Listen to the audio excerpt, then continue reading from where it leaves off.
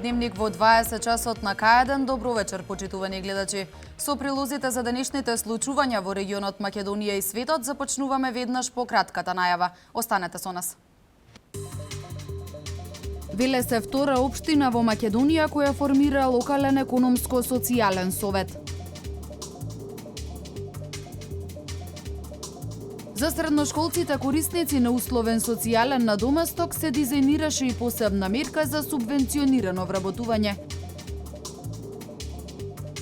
Викендов во Кавадарци ќе се одржи манифестацијата Тиквешки Гроздобер 2015.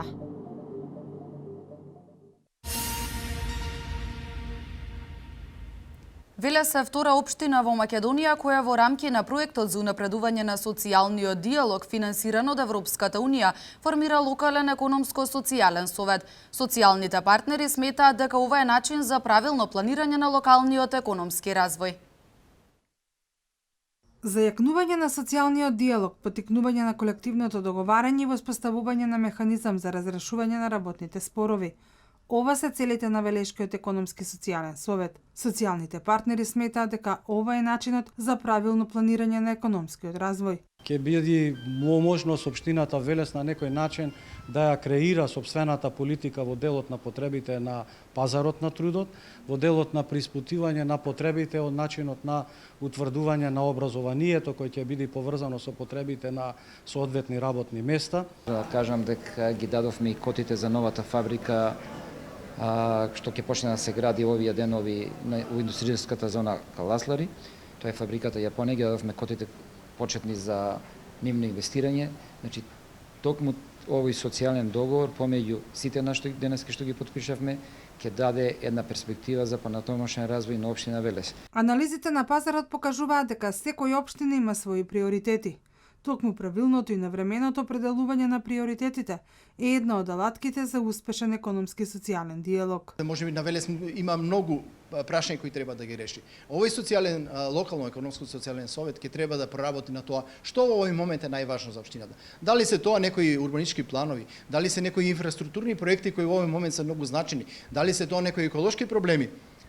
Ако тие заеднички се ги решаваат, ја мислам дека ќе имат успех. Веле се втора општина во Македонија која во рамките на проектот за унапредување на социјалниот диалог, финансиран од Европската унија, формира локален економски социјален совет.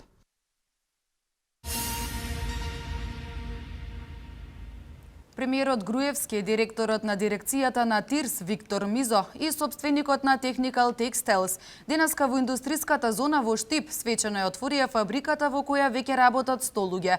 Премиерот Груевски истакна дека во наредниот период во оваа фабрика се очекува да се отворат уште 1000 нови работни места. Ова ќе придонесе за намалување на невработеноста во Штип, Кочани, Велес, Свети Никола, Лозово и околните места.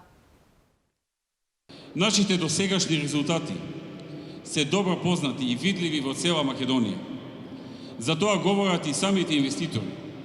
За тоа е сведок и господинот Венуант, кој во периодот на потрага по локација за својот нов деловен потфат, како што и сами откажа, во последен момент се откажа од Абу Даби и читајќи ја рекламата за Македонија во некој од весниците каде што Македонија се рекламира, одлучи да дојде во Македонија, каде што најде на пријателски расположена влада, добри услови за инвестирање, брзи процедури за старт на инвестицијата и резултатот е токму оваа фабрика и веќе отворените 100, а во наредниот период вкупно 1000 нови работни места.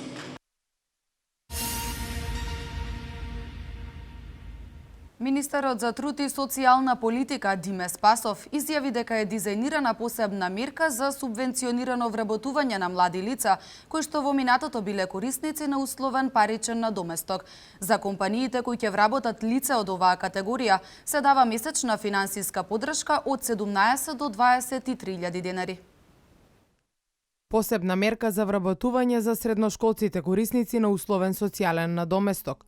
Во рамки на проектот за дополнителни финансиски средства на семејства приматели на социјална помош чии деца се средношколци, се дизајнираше мерка за субвенционирано вработување на млади лица кои во минатото оствариле право на паричен надомест за школување, Како што истакна министерот за труд и социјална политика Диме Спасов, компаниите кои што ќе вработат лица од оваа категорија добиваат значителна финансиска поддршка, што е доволен мотив за работно место плюс. Од 17 па се до 23.000 денари месечно во период до 6 месеци за ваквите компании и овој оглас планираме, односно оваа мерка планираме да ја реализираме секоја година и на тој начин да влијаеме и да истите лица кои што остварувале условен паричен надоместок и побрзо да стигнат до своето работно место. Во рамки на проектот задолжително се прави функционална анализа и анализа на успешноста, кои покажуваат позитивен исход од самиот проект. Заклучоците од самите анализи се дека оној кој што првпат ќе оствари оваа дополнителна финансиска помош, односно примателите на социјална парична помош ќе добијат плюс 12.000 денари, доколку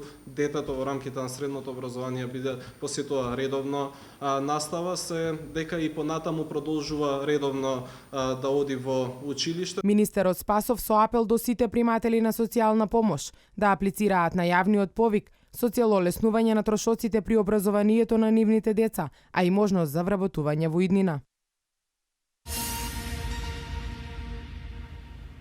Викендов во Кавадарци ќе се одржи манифестацијата Тиквешки гроздобер 2015.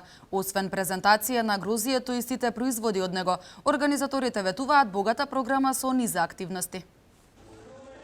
Викендов сите патишта ќе водат кон Кавадарци. Од 28 до 30 август на плоштадот во општина Кавадарци ќе се одржува 51-иот Тиквешки гроздобер 2015. Освен презентацијата на грозието и сите производи од него, од организациониот одбор на оваа манифестација ветуваат богата програма за сечи и вкус. Како главен гостин на Тиквешкиот гроздобер ова година ќе ни биде Оливер Драгоевиќ и Црвена јабука. Тие настапуваат токму во сабота, значи на 29-ти, после одржувањето на винскиот карневал. Програмата на манифестацијата нуди низа активности: кошаркарски турнир, изложба на скулптури, избор на кралица и крал на виното, кинолошка изложба, таблијада и други културни настани. Не само кавадарчани и околните градови, туку и цела Република Македонија, да дојде и во Кавадарци да помине 3 убави и незаборавни денови. Впрочем, оние кои што дојдоа минатата година сигурно не се пишмани, очекувам да дојдат и оваа година, меѓутоа очекувам многу повеќе, тие да донесат и други луѓе за да го почувствуваат пријатниот амбиент во Кавадарци.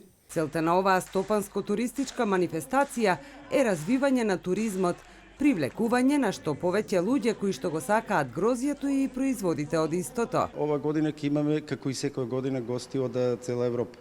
Значи, тука се нашите пријатели од Словенија, од Хрватска, од Бугарија, Србија, Црна Гора и така натаму. И оваа година дополнителна атракција за посетителите ќе биде изложбата на олдтаймери. Организаторите очекуваат голема посетеност.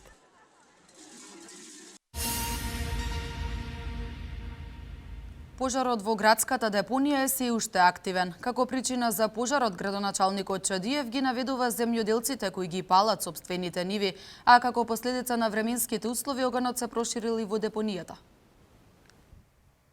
И по 24 часа пожарот во градската депонија во Велес се уште активен. Причината за опожарување на депонијата е палење на нива, а како последица на временските услови, пожарот е распространет и во депонијата, вели градоначалникот Славчо Чадиев. Пожарот е од локализирана страна на противпожарната единица на Велес, меѓутоа со оглед на количината на смет што има таму, тешко се гаси, меѓутоа не се шири пожарот. Значи, континуирано се на терен и противпожарните единици, континуирано се на терен и вработените на јавното комунално предпријатие на Дервен, значи континуирано се гаси со големи количини вода.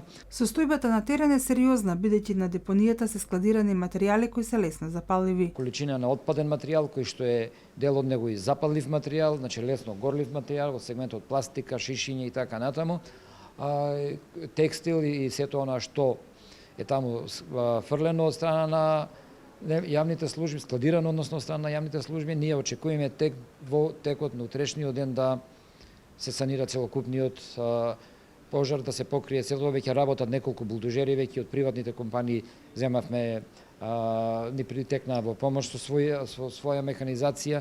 Чадиев со апел до земјоделците да не ги палат страмништата, бидејќи тие многу често се причина за предизвикување на пожари.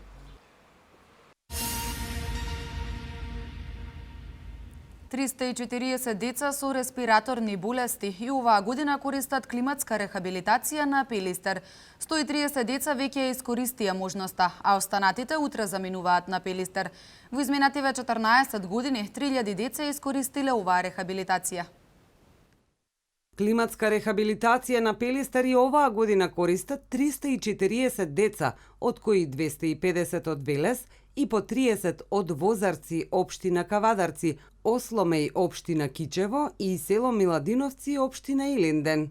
Првата група деца кои имаат респираторни заболувања беше на рехабилитација од 10 до 20 август. Втората група ќе замине утре и на Пелистер ќе престојува до 2 септември.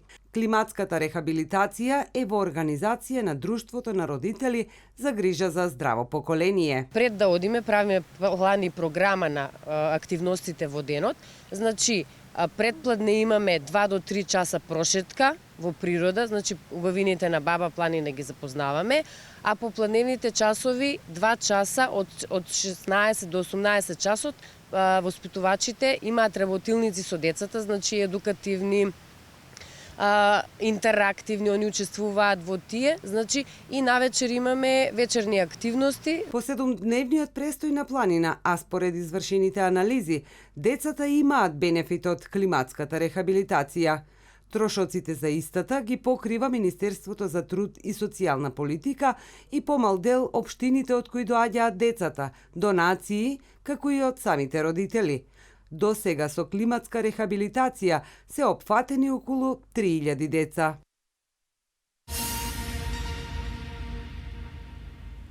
На 27 и 28 август ќе се одржи традиционалниот Демиркаписки панаѓур, кој се организира по повод големиот христијански празник Успение на Пресвета Богородица. На панаѓурот ќе учествуваат трговци, занаидчи, угостители и земјоделци, кои ќе ги понудат своите ракотворби и индустријски производи. Трговци, занаедчи и угостители и земјоделци засилено се подготвуваат за престојниот Демиркаписки панаѓур, кој ќе се одржи на 27 и 28 овој месец. И граѓаните од Демиркапија се дел од интензивните подготовки за прослава на големиот христијански празник Успение на Пресвета Богородица.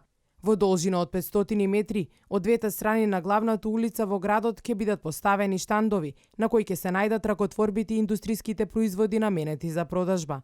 Од општината велат дека за време на дводневниот панаѓур очекуваат огромен број посетители, а угостителите вложуваат напори да привлечат што повеќе гости. Демиркаписките улици ќе бидат претесни за гостите и домакините, кои ќе бидат дел од ова традиционално случување. Советот на општина Демиркапија за одбележување на празникот од пред неколку години организира и турнир во мал фудбал. Полуфиналниот и финалниот надпревар ќе се одиграат на 27 август, кога ќе се доделат и наградите на победничките екипи.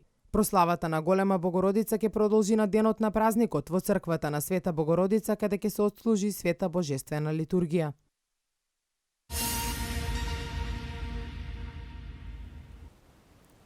Новиот закон за безбедност во сообраќајот предвидува повисоки казни. Според објавените податоци на Државниот завод за статистика, во Македонија има позитивен природен прираст.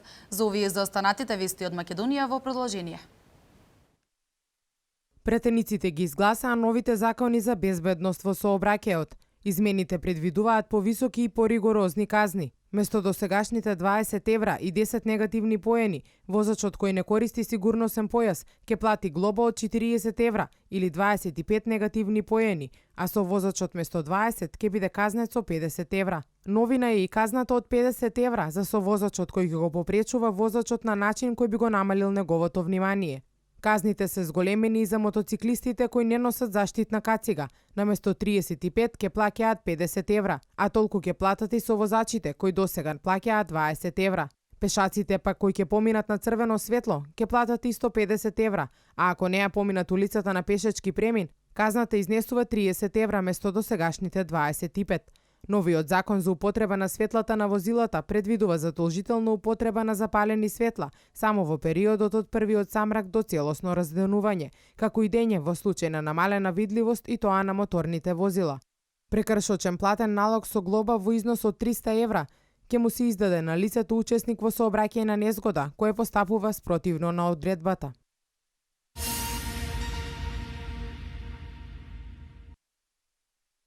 Во второто тримесечие од годинава, во Македонија се родени 5683 бебиња, што во споредба со истиот период минатата година представува намалување за 4%, објави денеска Државниот завод за статистика. Според објавените податоци, бројот на умрени лица во овој период бележи изголемување од 2,3% и изнесува 4892 лица. Од нив 48 се умрени доенчиња. Природниот прираст изнесува 791 лице, што значи дека за толку лица бројот на живородените деца е поголем од бројот на умрени лица. Бројот на склучените бракови во ова тримесечие од годината е зголемен за 8,2%, додека бројот на разводи е намален за 12,4%. Во овој период се склучени 3710 бракови и евидентирани се 495 разводи.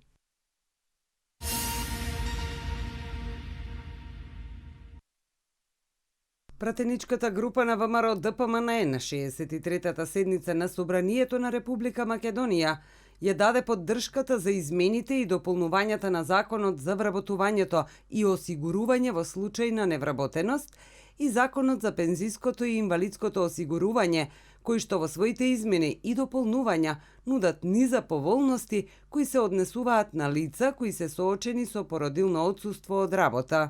Со измените и дополнувањата на Законот за вработувањето и осигурување во случај на невработеност се излегува во пресрет на вработените пред се на жени кои користат породилно отсуство. Законот предвидува одреден вид на гаранција дека по завршувањето на породилното отсуство работникот ќе се врати на своето работно место. Овие измени на законот предвидуваат одредени поволности и олеснувања и за работодавачот. Имено, работодавачот добива можност за време додека има работник на породилно отсуство да не ги плаќа придонесите, туку тоа да го прави државата, но исто така има законска можност да вработи друго лице кое ќе работи во периодот додека трае породилното отсуство на работникот кој тој го заменува, а при тоа за тој период да биде ослободен од плаќање придонеси за задолжително социјално осигурување, се додека работникот не се врати од породилно отсуство. Сириски активисти и медицински организации објавија дека се документирани напади со хемиско оружје. Во американската држава Вирџинија убиени се новинарка и снимател на локална телевизија за време на интервју за утринска програма.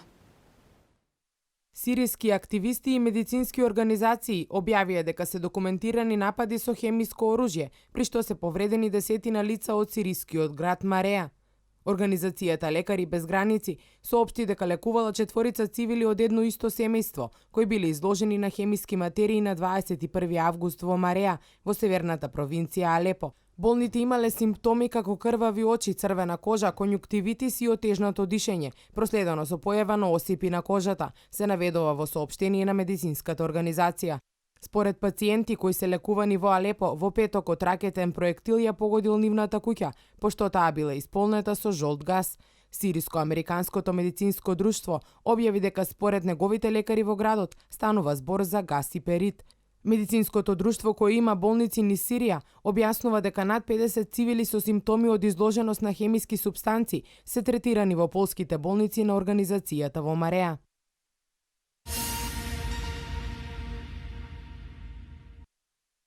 Стотици джихадисти кои се вратиле од Сирија или Ирак подготвуваат напади во Европа, предупредуваат разузнавачките служби, пренесува Танјук. Антитерористички безбедносни извори во Шпанија наведуваат дека станува збор за джихадисти што живеат во Европа и чиј број според проценките е околу 800 лица. Тие се претходно регрутирани од групата Исламска држава или групи блиски до Ал-Каеда, а сега чекаат наредба да изведат терористички напади, пренесува британскиот весник Таймс. Според проценките, меѓу нив се наоѓаат околу 350 британци кои се вратиле од територии под контрола на Исламската држава. Овие луѓе не се добро обучени, но се затруени и подготвени на се. Кога еднаш се индоктринирани, добиваат минимални тренинзи, нагласува неименуван безбедносен извор од Шпанија за британскиот весник. Безбедносните служби го следат нивното движење, но на некој од нив се губи секаква трага.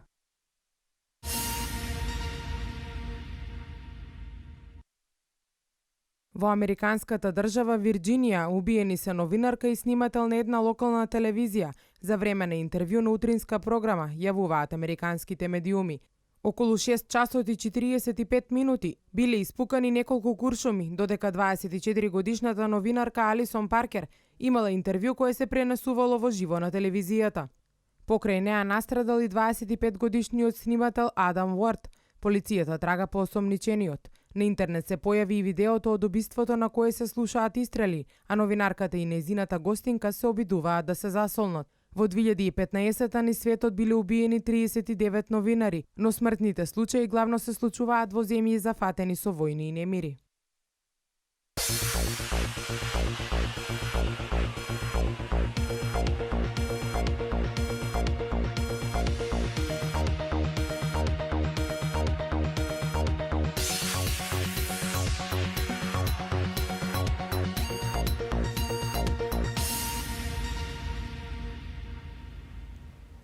Тимот на работнички во последни подготовки за историскиот меч од плейоф рундата за пласман во групната фаза во Лигата на Европа.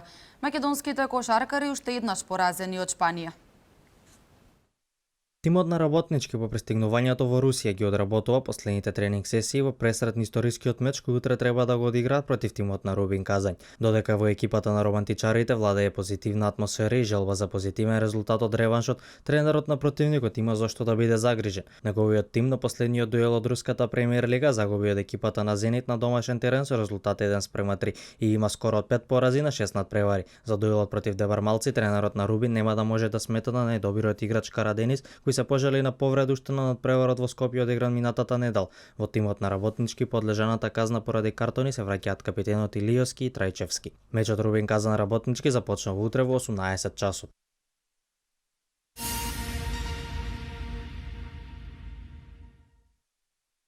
Македонската кошаркарска репрезентација уште еднаш беше поразена од селекцијата на Шпанија. Крајниот резултат на надпреварот беше 88-54. Избраниците на Сарбиновски го доживеа четвртиот пораз во низа. Најистакнати поединци нови надпрев во нашиот тим беа Војдан Стојановски со 10 и Хендрик со 9 постигнати поени. Пред почетокот на Евробаскетот кој ќе започне на 5 септември како дел од подготовките, Македонија ќе одигра уште два пријателски надпревари против Летонија.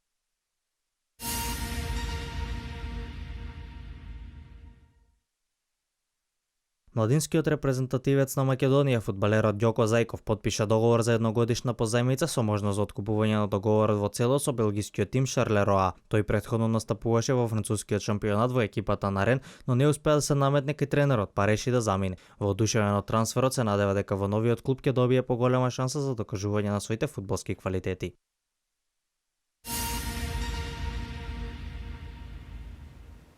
Шпанија е првата земја со 5 екипи во Лигата на шампионите. Меѓународни трансфери во фудбал следуваат вестите од меѓународниот спорт.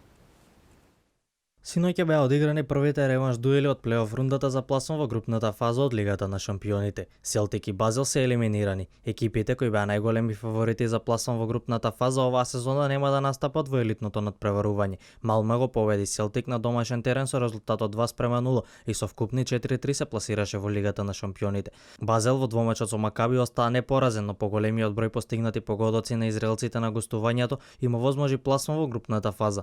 Македонија ќе има уште еден представник во елитното надпреварување. Играчот на Динамо Загреб Аријан Адеми со својот тим успеа да избори пласман во групната фаза од Лигата на шампионите, откако во двомечот со екипата на Скендербек беа подобри со вкупен резултат од 6:2.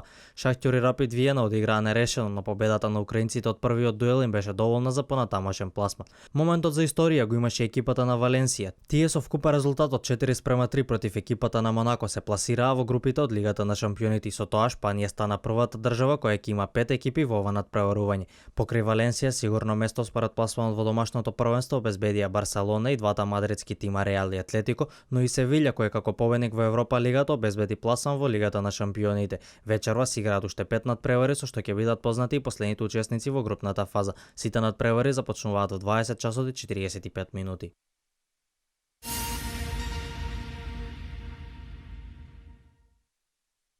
Во светот на фудбалот во текот на вчерашниот ден беа комплетирани неколку трансфери. Крилниот играч на Челси Хуан Квардадо, за кого Морињо минатото лето одвои 27 милиони евра, летово го испрати на едногодишна позајмица во Јувентус со можност за откупување на договорот. Колумбиецот претходно настапуваше во италијанската серија А, каде што за тимот на Фиорентина одигра 106 надпревари и постигна 26 погодоци. Еден од најконтроверзните играчи во последните неколку сезони, Марио Балотели, се врати во екипата на Милан. По само една година помината на Енфилд, слично како и Квардадо, тој подпиша договор со росонјерите за едногодишна позајмица. Фабио Коентрao кариерата ќе ја продолжи во богатиот Парис Сен-Жермен. Откако не успеа да се промовира како редовен правотимец во тимот на Реал Мадрид, тој реши да замине. Коентрao со тимот на ПСЖ подпиша договор за едногодишна позајмица.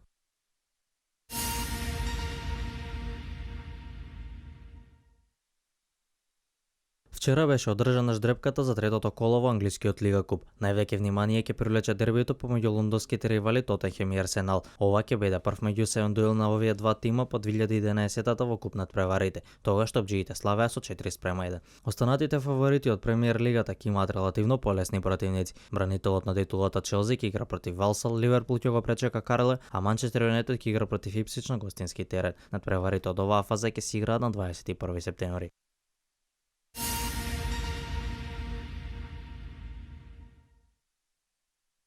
На петиот ден од светското првенство во атлетика, на кој домаќин е градот Пекинг, Болти Гетлин обезбедија финале на 200 метри, кој на програмата е закажано за утре, а беа доделени и 5 златни медали. Во дисциплината фрлање копје за мажи, кенијецот Јулиус Јего го освои златниот медал, со што стана само вториот кенијец со овакво достигнување на светските првенства. Далечината од 92 метри и 72 сантиметри беше недостижна за неговите конкуренти. Кенија освои уште еден златен медал, вкупно 6 на овој шампионат. Во трката на 3000 метри со пречки за жени, Вирџинија Нијамбура за време од 9 минути 19 секунди 11 стотинки најбрзо ја истрча патеката. На 400 метри со пречки исто така за жени Сузана Хејнова од Чешка ја одбрани титулата освоена во Москва пред 2 години. Таа воедно го истрчи и најбрзото време сезонава од 53,5 секунди. Во скок со стап Јареслей Силва освои уште едно злато за Куба. Во третиот обид таа успеа да ја прескокне висината од 4 метри 90 сантиметри. Во спринтерското финале на 400 метри победи 20 годишниот атлетичар од Јужноафриканската република. Тој за време од 43 секунди 47 стотинки зад себе на втората, односно третата позиција ги остави светскиот шампион од Москва Лашон Мерит и најбрзиот од олимписките игри во Лондон Кирани Джеймс.